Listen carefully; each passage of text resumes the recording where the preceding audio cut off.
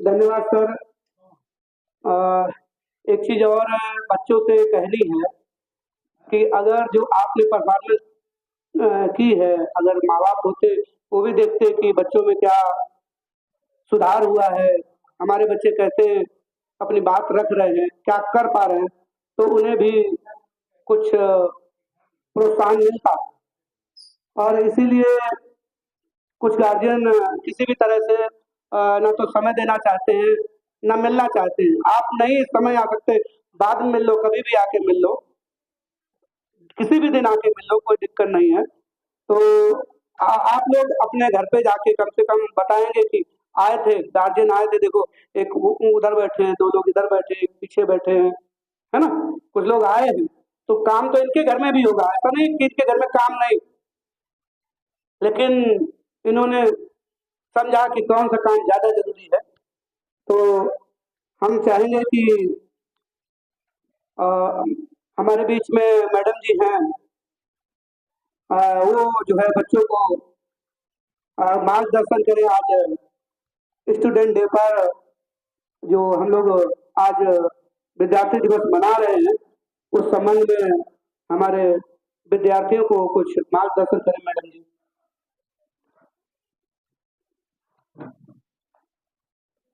आप लोग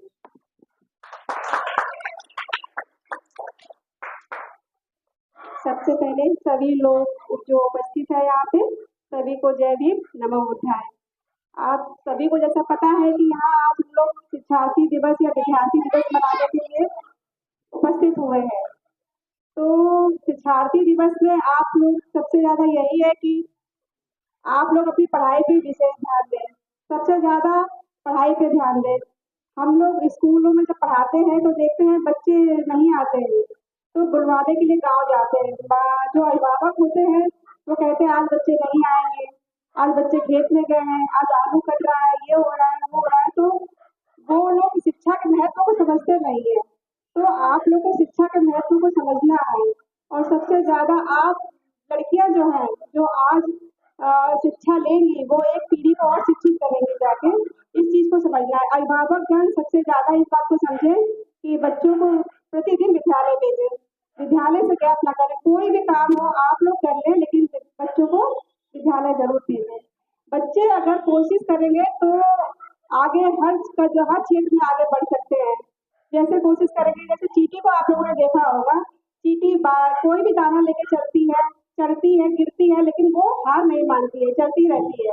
तो कामयाब होने के लिए आपको भी बहुत मेहनत करनी पड़ेगी। मेहनत से कभी डरिए नहीं, मेहनत करते रहिए, सफलता आपको जरूर मिलेगी। और पढ़ाई से बिल्कुल भी जी ना चुराए, पढ़ते रहें। बस यही कहना है कि पढ़ाई ही मेन है। इन्हीं शब्दों के साथ मैं खत्म करती हूँ। धन्यवाद मैडम। एक शिक्षक होने के नाते एक शिक्षा जगत से जुड़े हुए जो लोग हैं, वो आपको शिक्षा की तरफ ले जाएँगे और शिक्षा की बात बताएँगे। जो जिस कम्युनिटी का होता है, जो काम करता है, अगर जुआरी के पास बैठोगे तो जुआ की बात करेगा। अब हम लोग तो यही बात कर सकते हैं और इससे ही आपका भला होना है। मैं बौद्ध जी को आमंत्रित करता हूँ, आप लोग तालियों से उनका स्वागत करते हुए और उनका मार्गदर्शन प्राप्त करेंगे। बौद्ध जी।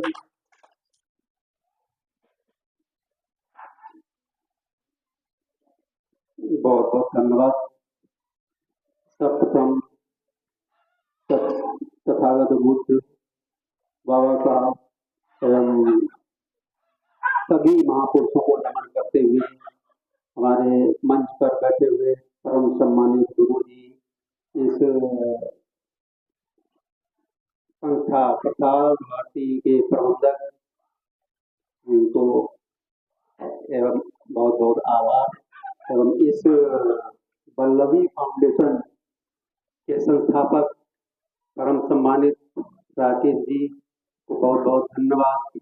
एवं इस संस्था में जो निस्वार्थ सेवा भाव से अपना बच्चों को पढ़ा रहे हैं, उन सभी गुरुजनों को आभार। मंच पर मंचासीन और सभी अभिभावक एवं बच्चों का बहुत बहुत स्वागत। आज हम लोग बाबा साहब का जो बाबा साहब प्रथम दिन विद्यालय में प्रवेश किए थे, विद्यार्थी दिवस के उनमें मना रहे हैं। तो जब हम प्रथम दिन विद्यालय जाते हैं तो कितना उत्साह होता है। आप लोगों ने विद्यालय में जब दाखिला लिया होगा तो कितना खुशी हुई होगी। तो लेकिन जब बाबा साहब प्रथम दिन विद्यालय गए थे तो उनको भी बहुत खुशी हुई होगी। लेकिन उनके साथ प्रथम दिन क्या हुआ था, ये आपने सोचा? आप विद्यालय जाते हैं, आप जब विद्यालय जाते हैं तो आपको बेंच पर बैठने को मिलता है, कुर्सियों पर बैठने को मिलता है।